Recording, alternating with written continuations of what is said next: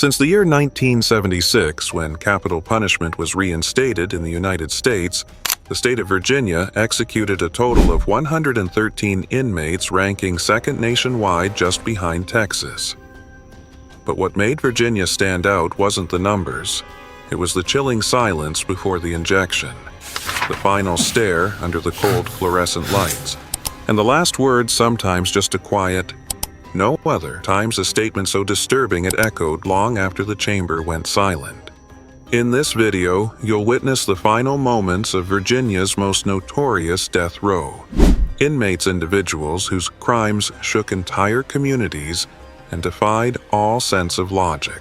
What did they eat before they died? What did they say or choose not to say when staring death in the face? Each case is a dark page in the book of criminal justice, from a man who murdered an entire family on New Year's Eve to the unrepentant killer who insisted on his innocence until his final breath. They're all gone now. They were executed by the state, but one question still lingers. Where is the line between justice and ultimate punishment? First, John Allen Muhammad. In October 2002, Washington, D.C. was paralyzed by fear. Over the course of just 3 weeks, a mysterious sniper left the city, gripped in panic. John Allen Muhammad, alongside his young accomplice Lee Boyd Malvo, carried out a series of unprovoked shootings which left 10 people dead and 3 others injured. No one knew who would be next. The attacks were fast, silent, and impossible to predict, turning everyday acts like pumping gas or waiting for a bus into moments of sheer terror. Their victims were chosen at random, ordinary people going about their day. The duo's black Chevrolet Caprice became a symbol of dread. It would appear without warning, a shot would ring out, and then it would vanish like a ghost. The brutality of their actions didn't just traumatize the capital. It sparked nationwide fear of domestic terrorism. Muhammad's motive at first seemed personal, an attempt to exact revenge on his ex-wife and regain custody of his children. But according to Malvo's testimony, it quickly turned into something far more disturbing. A calculated terror campaign designed to extort money from the U.S. government. They had turned their car into a mobile sniper nest and used it to spread fear with ruthless precision. Muhammad was eventually caught, tried, and was sentenced to death. Despite multiple appeals and debates around his mental state, on November 10, 2009 at Greensville Correctional Center in Virginia, he faced his fate.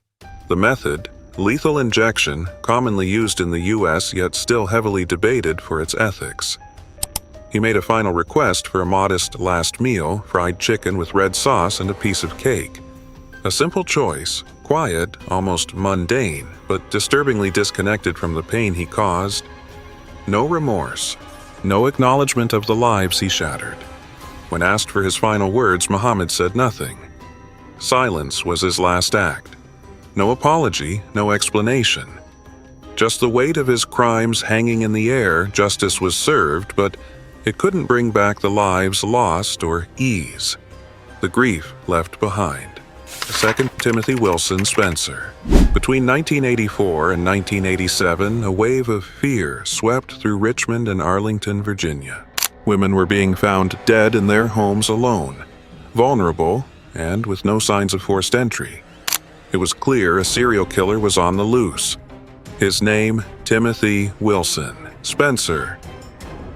Spencer preyed on women who lived alone. He would stalk, overpower, and brutally murder them, leaving behind little more than trauma and silence. He became known as the South Side Strangler, and his crimes not only terrorized neighborhoods, but shattered the sense of safety within the community. For years, he avoided capture. But in 1987, advances in DNA technology linked him directly to the crimes. It was a breakthrough moment in forensic science, and Spencer became the first person in the U.S. to be convicted using DNA evidence alone. He was sentenced to death, and on April 27, 1994, Timothy Spencer was executed by electric chair at Greensville Correctional Center. A violent end for a man who had violently ended the lives of others. Despite the horror of his crimes, Spencer made no special request for a last meal. He accepted the standard prison tray, a chicken sandwich, French fries, green beans, a cookie, and a soda. Plain, unemotional, almost indifferent. When asked if he had any last words, Spencer responded vaguely, "Yeah, I think," and then said nothing more. No apology, no reflection, just a flat, empty pause, like he had nothing left to offer the world he had taken so much from. Robert Charles Gleason, Jr. On May 8, 2007, Robert Charles Gleason, Jr. committed a brutal murder in Amherst County, Virginia. His victim, Michael Kent Jamerson, was a truck driver whom Gleason killed to conceal his involvement with a drug gang. This crime was not an isolated act, but part of a complex web of criminal activities that Gleason was entangled in a step further into his life marked by violence and crime. Gleason was sentenced to life imprisonment without the possibility of parole, but his criminal tendencies became even more evident during his incarceration. While serving his sentence, Gleason's violent behavior persisted. In 2009 at Wallens Ridge State Prison, he murdered his 63-year-old cellmate, Harvey Watson. The following year, in 2010, he killed another inmate, 26 years old, Aaron Cooper, at Red Onion State Prison. These murders were not acts of self-defense or impulsive reactions. They were deliberate and calculated decisions showcasing Gleason's cold and remorseless nature. These actions heighten the perception of Gleason as an extremely dangerous individual, one whom even prison walls couldn't contain. As a result of these heinous acts, Gleason received the death penalty. On January 16, 2013, he faced the end of his life at Greensville Correctional Center in Jarrett, Virginia. The method of execution was electrocution, which is one of the oldest forms of capital punishment in the United States. However, it continues to spark debates about its humanity. Contrary to the brutality of his crimes, Gleason requested a very simple last meal: the standard prison fare. Nothing special, reflecting a sense of indifference toward the gravity of his actions throughout his life. When asked for his final words, Gleason offered no apology or expression of remorse. Instead, he delivered a statement filled with defiance. "Well, I hope Percy ain't going to forget to wet the sponge. Put me on the highway to Jackson and call my Irish buddies Pog Mo Thoin. God bless." This remark, tinged with dark humor and sarcasm, underscored Gleason's unrepentant demeanor. His final words did not signify the end of a remorseful man, but rather the continuation of an unchanging, cold-blooded persona. 4. Ricky Javon Gray. On January 1, 2006, in Richmond, Virginia, one of the most brutal murders in the city's history occurred. Ricky Javon Gray and his nephew Ray Dandridge, driven by dark motives, broke into the home of the Harvey family. There, they bound Brian, Catherine, Stella, and Ruby Harvey before subjecting them to extreme violence and ultimately killing them. After the murders, they fled with some stolen property. A few days later, the pair committed another atrocity against the Baskerville-Tucker family, which included Ashley Baskerville, Mary Baskerville-Tucker, and Percy L. Tucker. The events unfolded in a similarly horrific manner. Innocent people were attacked, murdered, and left with no chance to defend themselves. These murders incited outrage and fear throughout the Richmond community, and it wasn't long before Ricky Gray and Ray Dandridge were apprehended. Following their trial, Ricky Gray was sentenced to death. This case was not just a series of brutal crimes, but also a stark reminder of the cruelty and lack of empathy that can exist within human behavior. On January 18, 2017, at Greensville Correctional Center in Jarrett, Virginia, Ricky Gray faced the end of his life. The method of execution was lethal injection, a commonly used procedure in American prisons. This marked the conclusion of a man who had inflicted immense suffering upon innocent families, and it also signified the end of a prolonged journey through the justice system. Prior to his execution, Gray declined a special last meal, opting instead for the standard prison meal.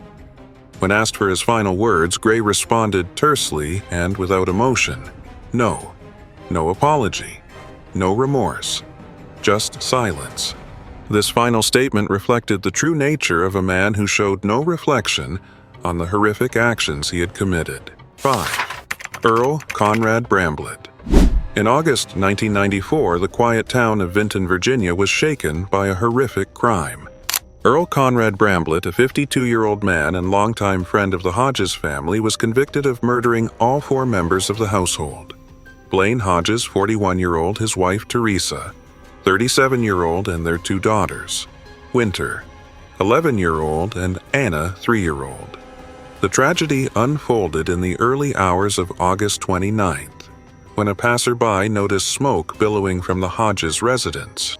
Firefighters discovered Teresa's body on the living room couch. She had been strangled and doused with diesel fuel. Upstairs, Blaine was found shot in the head, and the 2 young girls had also been fatally shot. Evidence at the scene, including disconnected phone lines and the presence of accelerants, suggested a deliberate attempt to destroy evidence.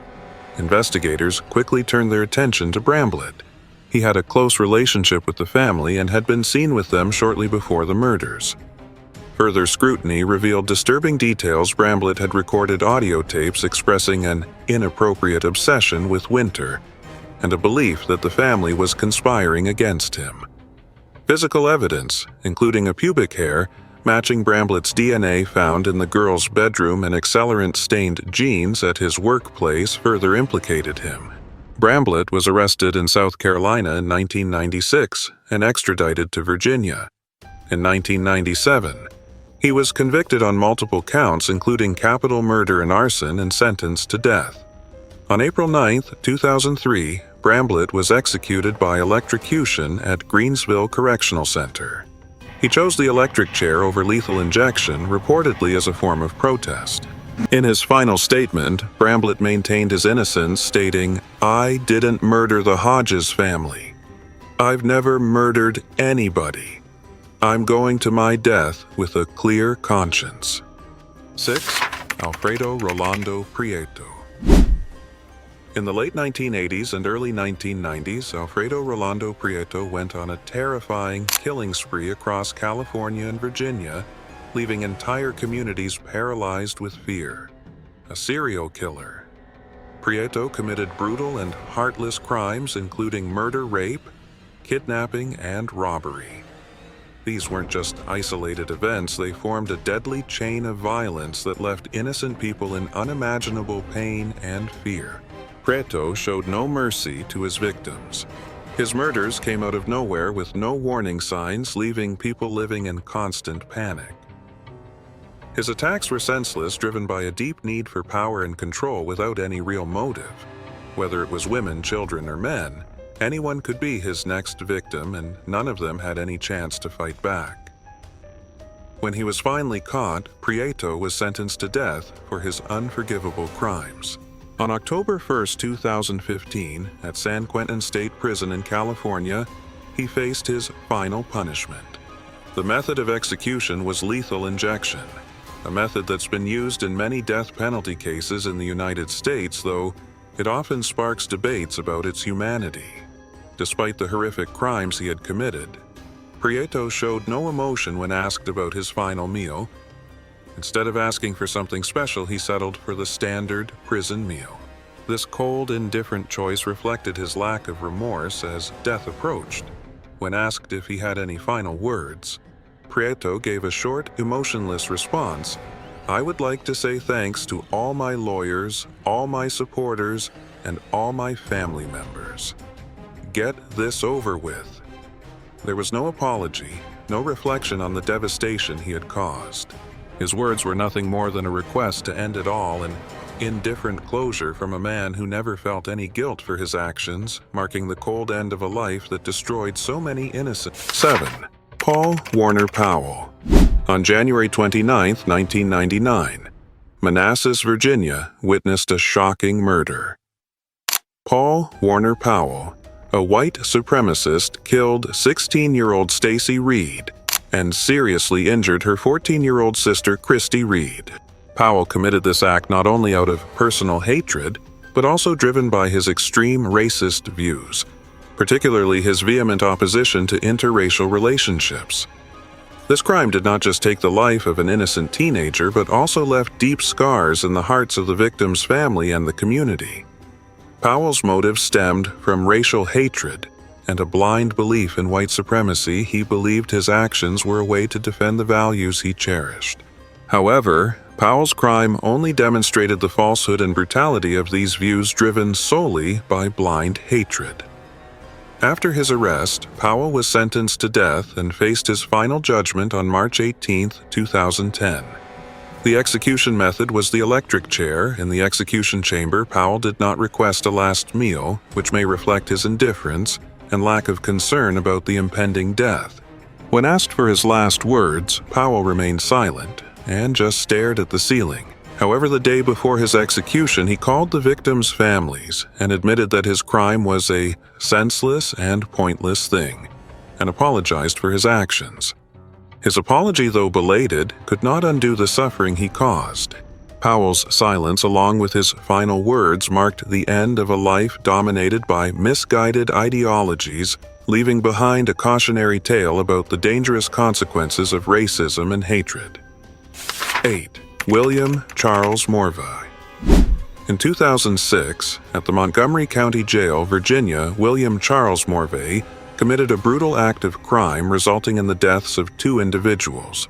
While in custody, Morva attacked a hospital security officer and a sheriff, using force to free himself from confinement, which led to the deaths of both victims during the struggle.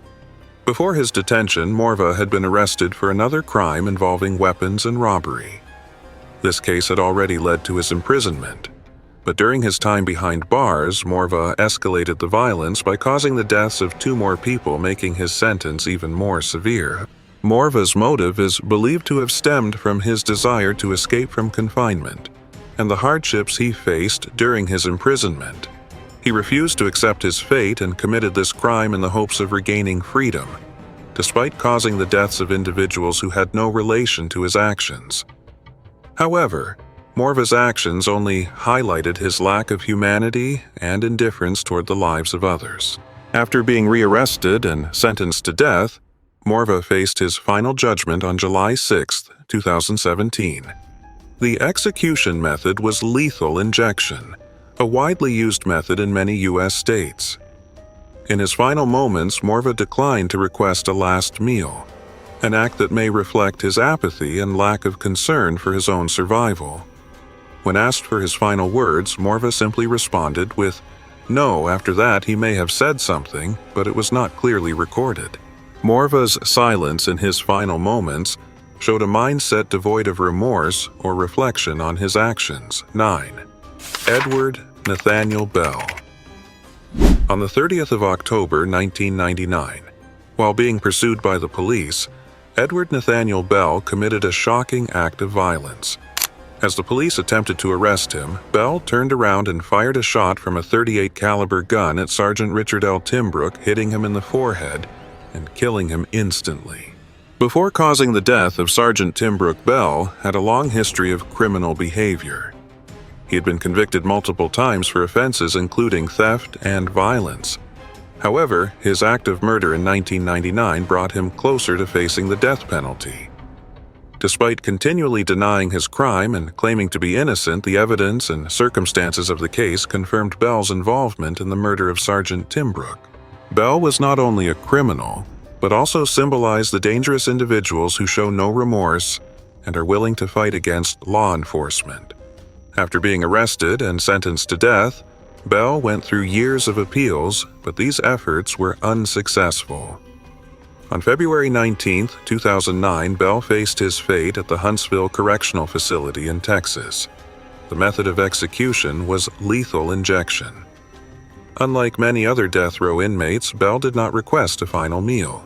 Instead of asking for something special, Bell chose the standard prison meal, which might reflect his indifference and coldness toward the impending death or possibly an act of resistance against the system. When asked for his final words, Bell showed no remorse or regret for his criminal actions. He simply stated, "To the Timbrook family, you definitely have the wrong person. The truth will come out one day, this here, killing me. There's no justice about it. This statement reflected Bell's denial of his guilt. While the victim's family had to live with the pain of their loss for many years, Bell did not feel guilty and continued to claim that the truth would eventually be revealed. But the truth about his crime had been clear from the beginning. His final words could not change the fact that a respected police officer had been killed, and justice was finally served. 10. Teresa Wilson Bean Lewis. In the quiet Appalachian foothills of Pittsylvania County, Virginia, the autumn of 2002 brought a chilling betrayal. Teresa Lewis, a 33-year-old mother and wife, masterminded a plot that would end 2 lives and ignite a firestorm over justice. Gender and mental capacity, her targets were Julian Clifton. Lewis, her husband of less than a year, and his 25-year-old son, Charles C.J. Lewis. Julian, a kind-hearted truck driver, had welcomed Teresa into his home, unaware that she had already begun conspiring with 2 men, Matthew Schallenberger and Rodney Fuller, to kill him for a $250,000 life insurance payout. On October 30th, 2002, Schallenberger and Fuller crept into the Lewis family's mobile home under cover of darkness.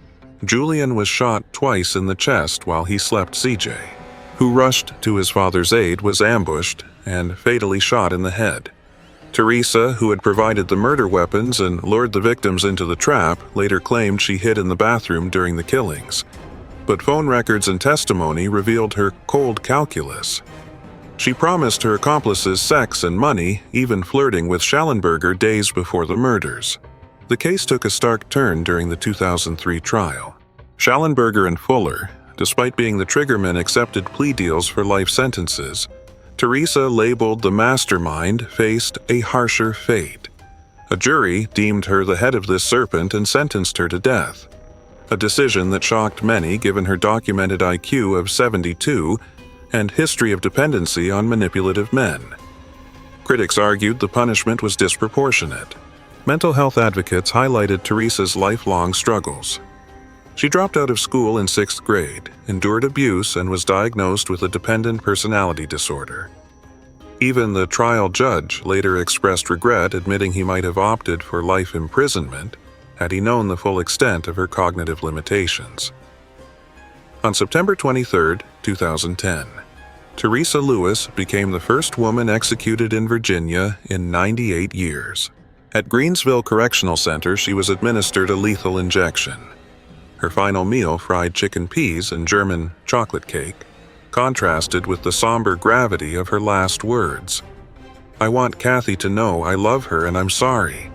And the same thing for Charles's family, I want them to know I'm sorry."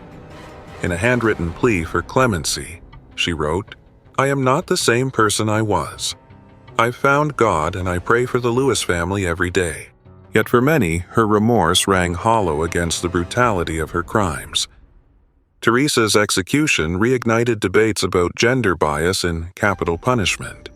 Of the over 1,500 executions since 1976, only 17 involved women. Critics questioned why Teresa faced death, while her male co-conspirators who pulled the triggers received life terms.